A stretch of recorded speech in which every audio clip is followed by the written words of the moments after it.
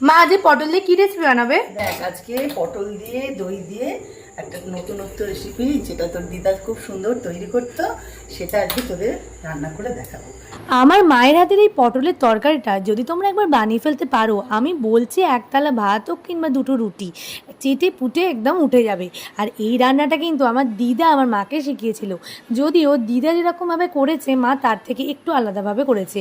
দইয়ের মধ্যে ধনে গুঁড়ো, জিরে গুঁড়ো, লঙ্কার গুঁড়ো দিয়ে ভালো করে একটু নাড়িয়ে চাড়িয়ে মিশিয়ে নিয়ে মা একটু হলুদ দিয়েছিল, আর যেটা এক্সট্রা দিয়েছে সেটা হচ্ছে অনেকটা পরিমাণে কাসুরি মেথি, যেটা দিদা ইউজ করতো না।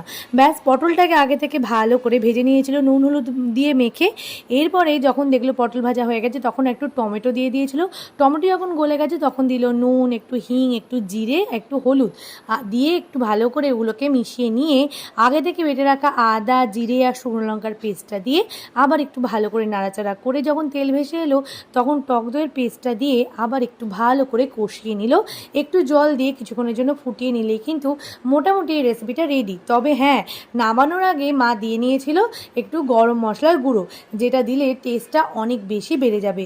তোমাদের কেমন লাগলো আমার মায়ের এই রেসিপিটা অবশ্যই জানিও, আর যদি ভালো লাগে তাহলে একটা লাইক কমেন্ট করে আর অবশ্যই বাড়িতে নিজেরা বানিয়ে দেখো। আজকে এলাম, দেখাবে আবার অন্য কোনো ভিডিওয়ে। ভালো ভালো ভিডিও দেখতে আমাকে ফলো করে দিও। টাটা।